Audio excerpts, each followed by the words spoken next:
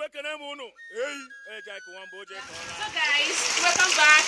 It's raining here in Africa, and as a kid, I always love to bathe in the rain. So this is me trying to enjoy myself and bathe in the rain.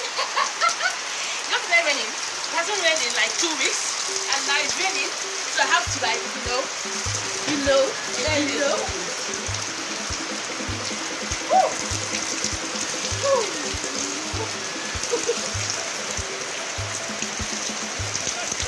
This is how we do it here in Africa. Here in Africa. This is what I love about home, guys. The smell of the soil when it rains, everything.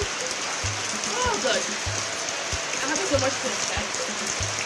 So much fun. That's it.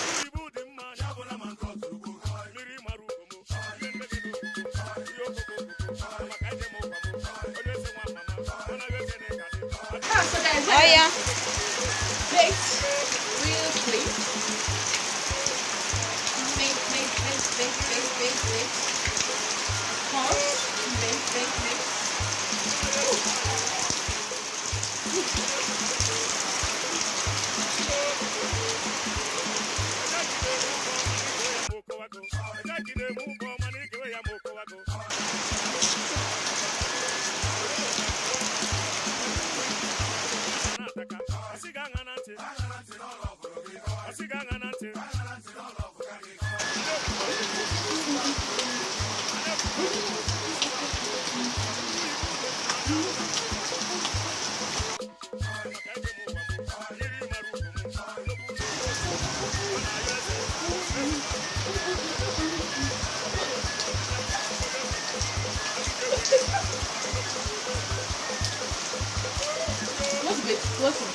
What's it?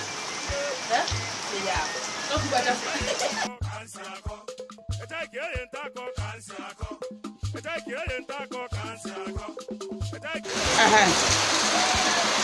Laughing in the rainy water.